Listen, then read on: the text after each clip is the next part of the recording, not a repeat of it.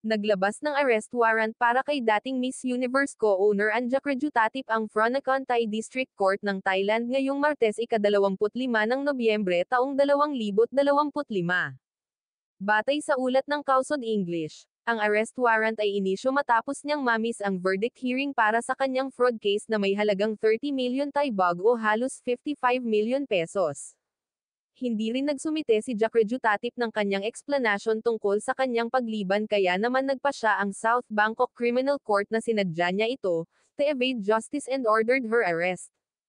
Maliban sa utos na arestuhin dahil sa kanyang pag-absent ay forfeited na rin ang pag-reschedule ng verdict hearing sa December 26. Samantala, may report na lumipad si Krajuthatip papuntang Mexico. Inakusahan ng political activist na si Sandy Lim tungkol sian ng pagtakas patungo sa Mexico, dala ang 6 billion baht na kinuha niya umano mula sa retail investors.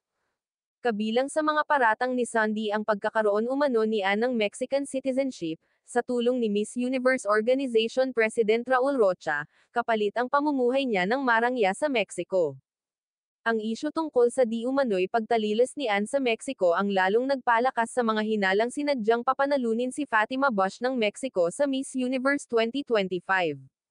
Ito ay dahil sa kaugnayan at pagkakaibigan ng Thai transgender billionaire kay Rocha na isang Meksikano. Samantala, hindi pa naglalabas ng pahayag si Ann tungkol sa arrest warrant para sa kanya.